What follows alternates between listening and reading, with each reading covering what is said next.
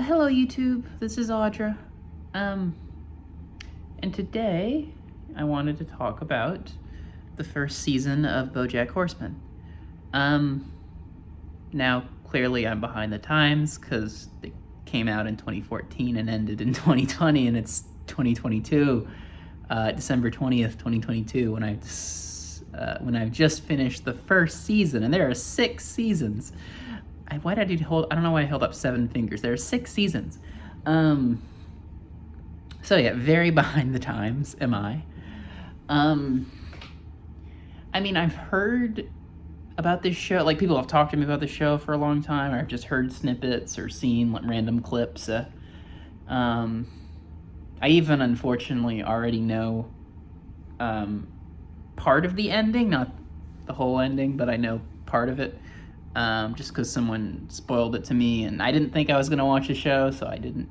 I let them spoil it. Because I've deliberately not watched this show for a long time. I mean, I watched like a couple of first couple episodes with people, with a friend of mine a while back. Didn't really get into it. And this year I went back to season 1, and that took me I don't know, maybe a month or so to get through.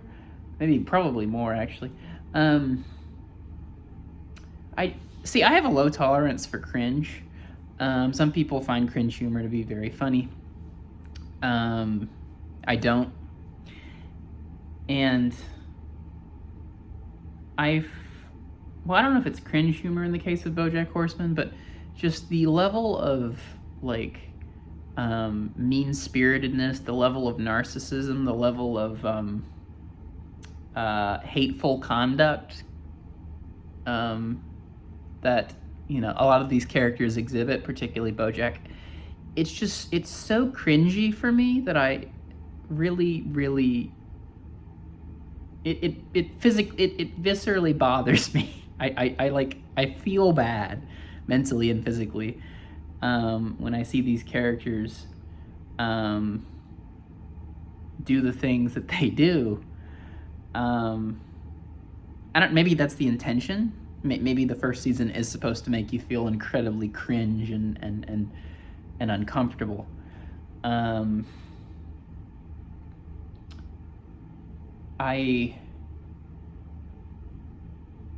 So far it's hard for me to really be rooting for a lot of these characters.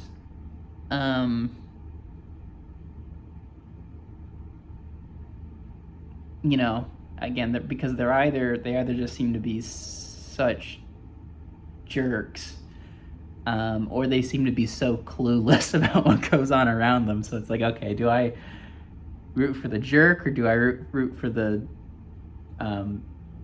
idiot? I don't know.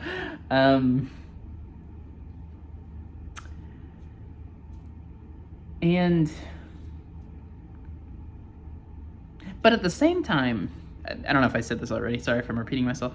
At the same time, I think the reason I've avoided it for so long was because I was worried it would be too relatable, just because of I knew the general premise, and I was worried that it was gonna be too emotionally intense for me.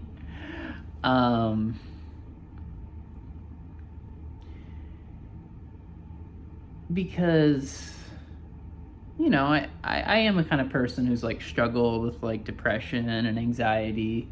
My upbringing wasn't the healthiest. I have engaged in self-destructive behaviors in the past. I mean, some of those things are just more universal experiences. Some are more just kind of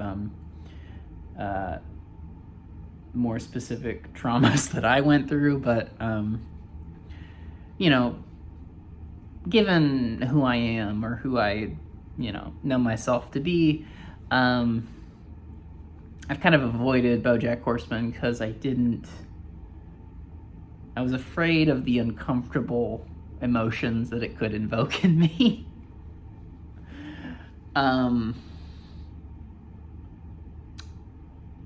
And the last episode of the first season, made me cry. I thought it was so sad.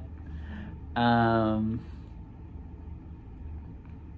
I want to say I started crying around the end of the second to last episode.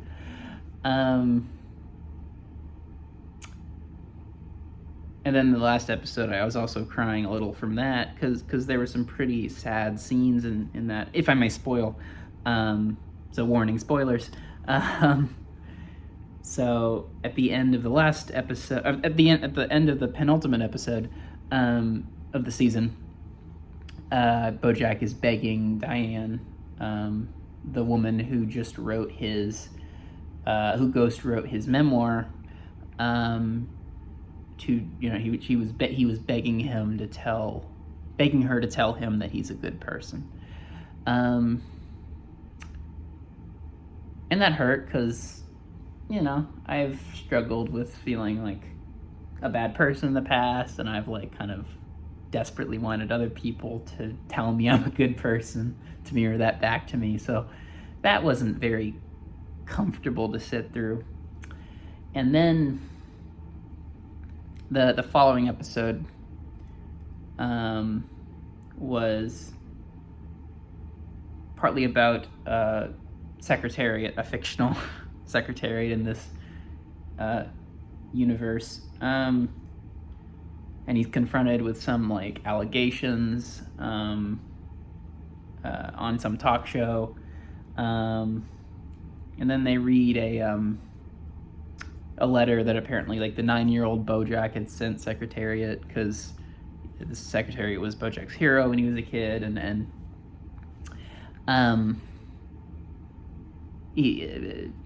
but the 9-year-old BoJack is oh, I'm kind of sad sometimes. I mean, I'm a pretty normal kid, but I get sad sometimes. How do you not be sad? I'm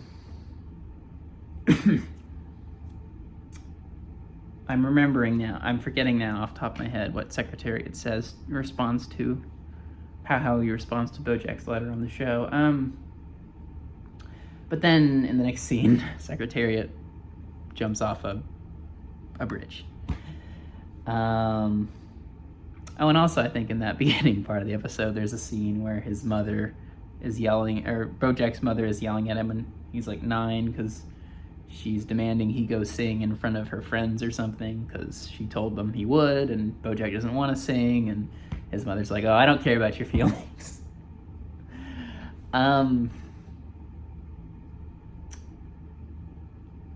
So that all made me cry.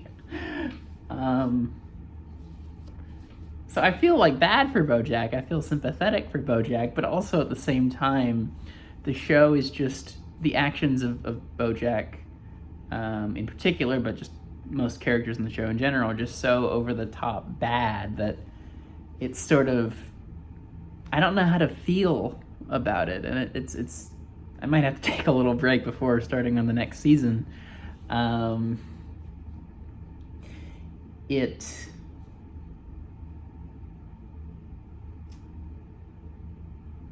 desperately want a happy ending for BoJack, because I desperately want a happy ending for myself.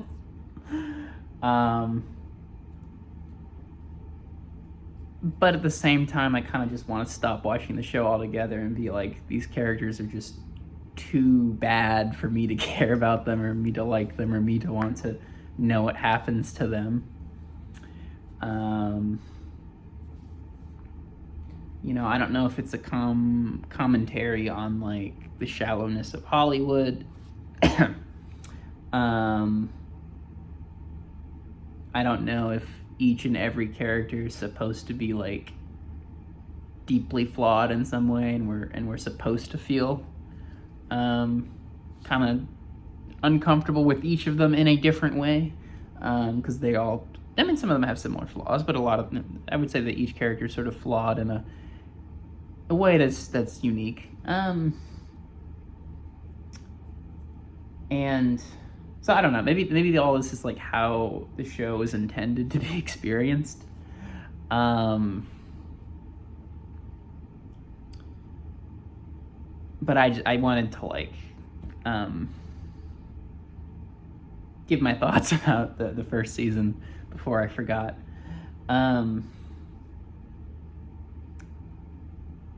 Let me know, like, in the comments down below if this is a similar experience, if you had a similar experience to season 1, and if you think I should continue watching it.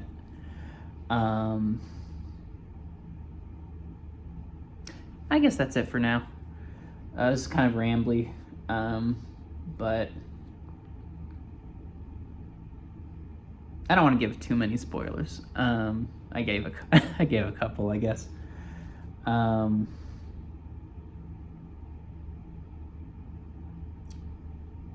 don't know. I